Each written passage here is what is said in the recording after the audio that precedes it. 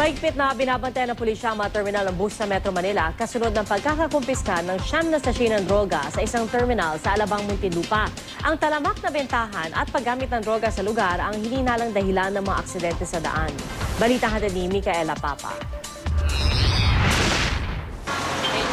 Pinaigting na ng Philippine National Police ang kampanya laban sa illegal na droga sa iba't ibang terminal ng bus sa Metro Manila.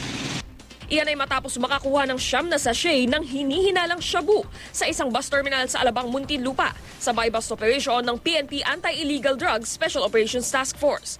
Hinala kasi ng pulis, ang pagbebenta at paggamit ng illegal na droga ay nangyayari rin sa iba pang terminal na kanilang sinisisi para sa ilang nakaraang aksidente.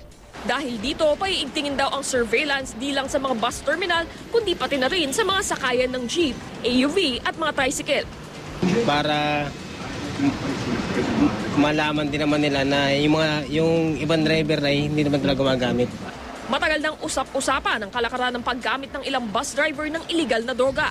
Bagamat natatakot para sa kanilang kaligtasan, aminado ang mga commuter na hirap silang maiwasan ang pagsakay sa mga bus. Pinipili ko rin sinasakyan ko pag medyo nag-reserve na yung parating pa lang, umiwasan ko na.